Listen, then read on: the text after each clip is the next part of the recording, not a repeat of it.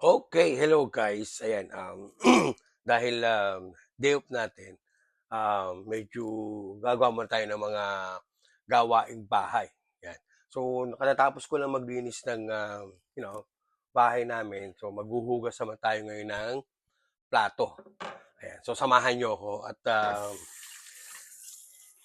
tingnan niyo kung paano ako maghugas. So, ayan guys, kamusta naman kayo? Ayan, magkamustahan muna tayo dahil, since naghuhugas naman ako ng plato, and then wala naman akong makausap. So kayo na lang ang kwentuhan ko. I mean, tayo na lang ang mag-usap. Kamusta ba? Ano bang balita? Ano bang grabe no?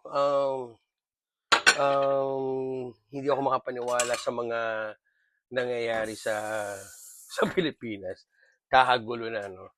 So, but anyway, tayo naman nakikisimpatya lang. Yeah. Kung ano man ang kalalabasan, siyempre, tayo rin naman ang magbe-benefit nun. Ayan. So anyway, so, yun lang. Maraming mga lumalabas na mga, balita wala wala dito sa ibang bansa para sa, nangyayari sa atin sa Pilipinas. Ayan, so, dahil nga naghuhugas tayo ng plato, kailangan natin ng makakausap. Yeah. Kasi, ewan ko, yung iba, mayroon akong nakakausap na maglinis na daw sila ng bahay, wag lang maghugas ng plato. Pero ako naman, okay lang naman sa akin. Wala naman problema sa akin ng paghuhugas ng plato. No?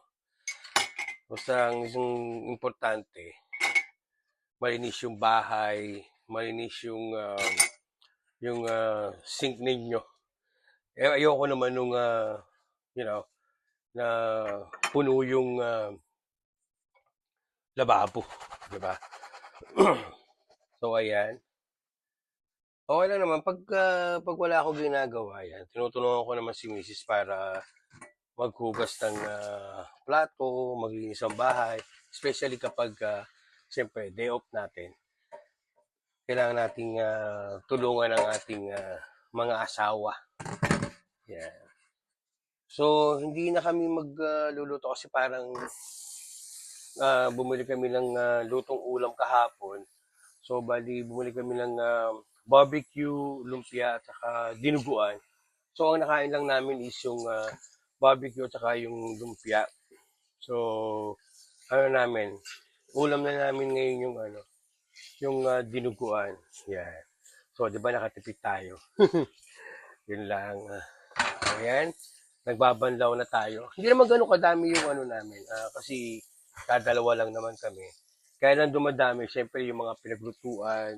Yan. Anyway, yun naman ang dapat gawin natin, di ba? Ayoko talaga ng puno yung lababo ng puro hugas eh. Yan.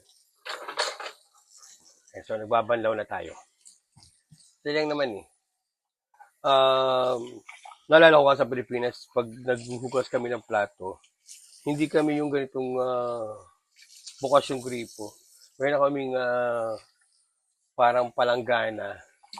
So, meron kaming unang hugas, pangalawang hugas. So, sa pangatlong hugas, yun na yun. Last na yun. Eh dito, since medyo hindi naman ganun ka tubig, libre naman kami sa tubig. So, dito na ako nagbabanlaw sa gripo. Kaya, so malapit na tayo. Ayan, so I think mamaya, wala lang ata kaming sinaing. So magsasaing na lang ako mamaya. So at least yun na lang. Wala na kaming lulutuing ulam. Anyway, pag minsan naman, pag tinatamad kami mag-asawa, so hindi na kami nagluluto. Kasi nga, pag nagluto kami, maraming nale-left over. Hindi naman na nakakain. So, ang ginagawa na lang namin is makain na lang kami sa labas. Nakatipid din naman. Kasi hindi naman kami ganun ka luho sa pagkain pagdating sa labas. Okay, so ayan. Hapit na. So, pupunasan na lang natin. Okay. Hindi naman gano'n kadami yung hugasin ko. Mamaya pagkahugas ko nito, mag lilinis naman tayo ng kotse. Si ginagawa ko kasi para hindi masyadong maano yung kotse ko. Every week naghuhugas tayo ng o naglilinis tayo ng kotse para hindi naman ma-stuck yung dumi, di ba? Alright. Ayan, so tapos na. Ganoon lang naman no? Hindi ko lang alam kung bakit yung iba ayaw talaga na maghugas ng plato. Okay, so ayan guys, ayan, kung kita nyo, nahugasan ko na. So, malinis yung aking lababo. So, ayan guys, thank you sa pagsama sa akin and have a good day and thank you guys for watching. Bye. God bless.